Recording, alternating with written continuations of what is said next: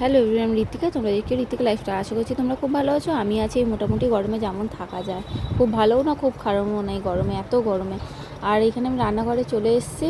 এই যে নোটে শাকটা কেটে নেবো, কেন বাড়ির সামনে দিয়ে অনেক দিন ধরে আমার দেওর বলছিল নোটে শাক খাবে, ওই জন্য বাড়ির সামনে যখন বাজার করতে গেলাম, মানে একদম বাড়ির কাছে, তখন দেখলাম শাকটা উঠেছে, ওই জন্য নোটে শাক নিয়ে নিলাম। আর করবো হচ্ছে টক ডাল, আলু পোস্ত আর নোটে শাক ভাজা। এই আজকে দুপুরে রান্না করব। বেশি হাবিজাবি কিছু রান্না করবো না, কেন গরমে কেউ খেতেও চাইছে না বেশি রান্না বান্না হাবিজাবি কিছু।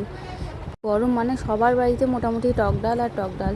আমার কিন্তু টক ডাল তেমন বেশি ভালো লাগে না খেতে, ডালই আমার তেমন ভালো লাগে না খেতে। আর ওইদিকে রূপা মাংস দিয়েছিল, এই মাংস দিয়ে একটু ভাতটা খেয়েছি। আর এই ডাল ফাল আমি তেমন কিছু খাইনি। কী বলতো, একটা মেয়ে জীবন বিয়ের পর কতটা পাল্টে যায়, নিজেকে দিয়ে নিজে বুঝলাম যে একটা মেয়ে কতটা পাল্টে যেত। বিয়ের আগে বাজার দোকান রান্না বান্না কিছুই আমাকে তেমন করতেই হয়নি, কোনো দিনই করতে হয়নি, শুধু বাড়িতে থাকতাম এই। আর বিয়ের পরে এসে আমাকে সংসারের সমস্ত মানে দায়িত্বটাই আমাকে নিয়ে নিতে হয়েছে, এ টু জেড সকালবেলা থেকে। জানো তো, মানুষ যেটা পছন্দ করে না তার জীবনে কিন্তু সেটাই হয়। যে বাজার ফাজার আমি কিন্তু তেমনভাবে খুব একটা পছন্দ করতাম না। হ্যাঁ, এটা বলতে পারো আমি একদম বাড়ির সামনে বলে যাই, আমাদের দূরে বাজারে কিন্তু আমাদের যাওয়া হয় না, ওইখানে যাই গেলে ভান্টি যায়। আর আমাদের বাড়িতে কেউ থাকে না, তেমনভাবে বাজারে যাওয়া হয় না। বাড়ির সামনে একজন বসে, ওর দিয়েই কিন্তু আমাদের যা নেওয়া হয়।